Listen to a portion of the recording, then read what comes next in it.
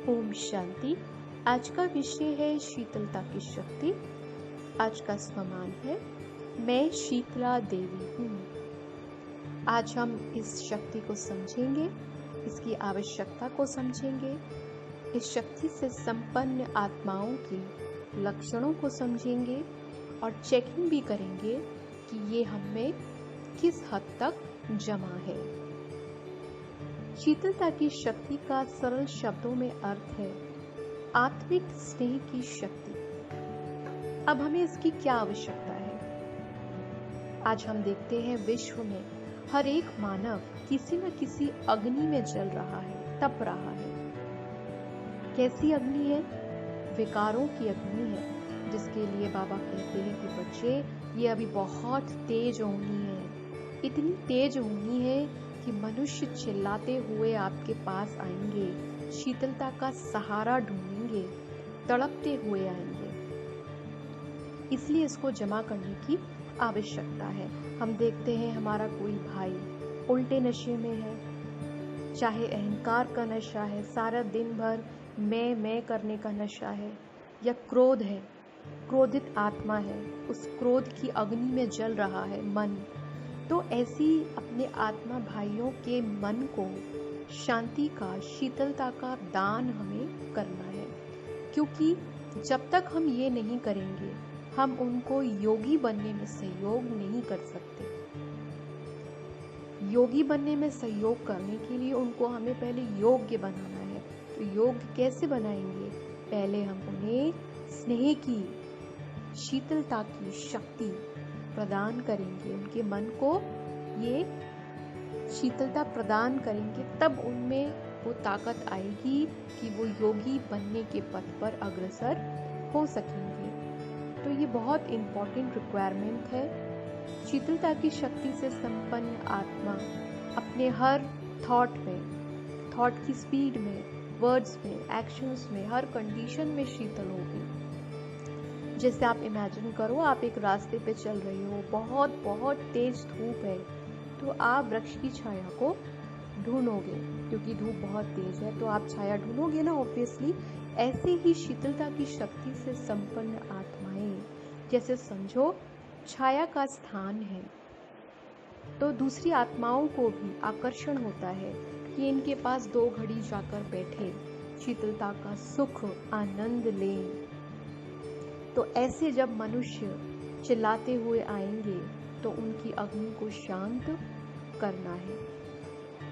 इसके लिए हम ये चेकिंग करें, 4 बातों में हम ये चेकिंग करें कि एक तरफ होगी विनाश की आग, फिर विकारों की आग, देह के संबंध पदार्थों के लगाव की आग, जो अटैचमेंट हमें होता है, और पश्चाताप की आग। तो चारों तरफ की ये आग जब हमें दिखाई देगी तो ऐसे में हमें ये क्लियर करना है कि हम, ऐसा तो नहीं होगा कि चारों तरफ की आग को देखते हुए हम स्वयं उसकी सेक में आ जाए, उसकी सेक ना लग जाए हमें। तो बाबा हमें कैसा बनाना चाहता है? चारों तरफ की आग मिटाने वाले, शीतलता का वरदान देने वाले, शीतला बनाना चाहता है। लेकिन हमें इसके लिए क्या पुरुषार्थ करना है कि इन चारों प्रकार की जो आग है, इसमें से अगर किसी का भी हमें अंश रह गया तो फिर वंश पैदा हो जाएगा, हम पराजित हो जाएंगे, गड़बड़ हो जाएगी। तो हमें ऐसा पुरुषार्थ करना है। इसके लिए परमात्मा ने बताया है कि विनाश ज्वाला की अग्नि से बचने का जो तरीका है, जो विधि है, वो है निर्भयता की शक्ति, फियरलेस बनना। ये पुरुषार्थ हमको करना है। निर्भयता की शक्ति ऐसी है जो विनाश ज्वाला के प्रभाव से हमें डगमग नहीं करेगी, हलचल में नहीं लाएगी, बल्कि इस समय विनाश ज्वाला में भयभीत आत्माओं को हम शीतलता की शक्ति दे सकेंगे और हम स्वयं खुशी में नाचेंगे। क्यों नाचेंगे? क्योंकि विनाश देखते भी हम स्थापना के नजारे देखेंगे। वो लोग क्या कहेंगे? हाय हाय करेंगे, हाय मरा। और हम क्या कहेंगे? हमारा घर, हमारा राज्य। इस खुशी में नाचते गाते चलेंगे। दूसरा, विनाश ज्वाला के बाद विकारों की आग, इसके भी अंश मात्र से बचने का जो उपाय है वो है कि हम अपने आदि अनादि वंश को याद करें, बार बार रेनफोर्स करें। अनादि बाप के वंश मैं एक संपूर्ण सत्व प्रधान आत्मा हूँ। आदि वंश मैं देव आत्मा हूँ। देवात्मा कैसी होती है? 16 कला संपूर्ण, संपूर्ण निर्विकारी हूँ। तो ऐसे जब हम अनादि आदि वंश को याद करेंगे तो विकारों का अंश समाप्त हो जाएगा। ये पुरुषार्थ है जो करना है। फिर तीसरा, जो देह के साथ हमारी आसक्ति है, अटैचमेंट है या ममता कहते हैं, देह के संबंधों में है, देह के पदार्थों में है, इससे बचने का जो साधन है वो है एक बाप को संसार बनाना। अगर बाप ही संसार बन गया तो बाकी सब असार हो जाएगा।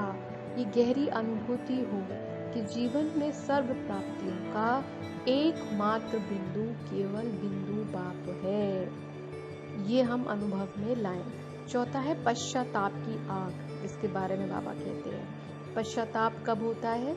जब अप्राप्ति हो। तो अप्राप्ति पश्चाताप कराती है और प्राप्ति पश्चाताप को मिटाती है। तो अब क्या करना है? प्राप्तियों की लिस्ट है हमारे पास।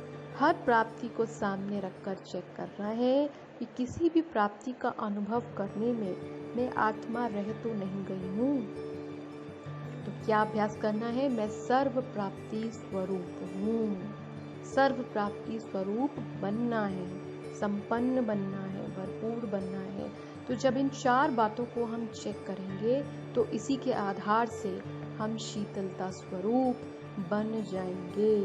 तभी हम शीतल योगी बन सकेंगे, शीतला देवी बन सकेंगे और सभी आत्मा भाइयों तपत को बोझा सकने में संभव हो सकेंगे। तो जैसे बाबा से प्यार है ना, दावा करते हैं ना बाबा से प्यार है, मुरली से प्यार है, तो ऐसा वो प्यार इससे भी सिद्ध होता है कि हमारा विश्व की हर एक आत्मा भाई से सच्चा निस्वार्थ आत्मिक स्नेह जरूर हो। अगर बाप से प्यार है तो अपने भाइयों से प्यार होना भी नेचुरल है। तो हम उनके क्या करें? हम उनके लिए क्या सहयोग कर सकते हैं कि योगी जीवन पर आगे उनको अग्रसर करने के लिए पहले वो जिस अग्नि में जल रहे हैं उस अग्नि को शांत करने में, शीतलता की शक्ति देने में हम सहयोग करें। तो क्या होगा? चाहे कोई कितना भी मैं करने वाला हो, वो बाबा बाबा कहने लग पड़े, ऐसा हमको पुरुषार्थ करना है, शीतलता की शक्ति जमा करनी है, शीतलता स्वरूप बनना है। तभी हम आत्माओं की स्थिति को तैयार कर सकते हैं मन बुद्धि की। ऐसे नहीं कि डायरेक्ट हम ज्ञान सुनाने लग जाएं, सत्यता का इम्पोर्टेंस बताएं, सत्य ज्ञान बताएं। जो पहले ही विकारों की अग्नि में जल रहा है, पहले उसको क्या करना है? शीतलता की शक्ति देकर उसको सहयोग देना है। ओम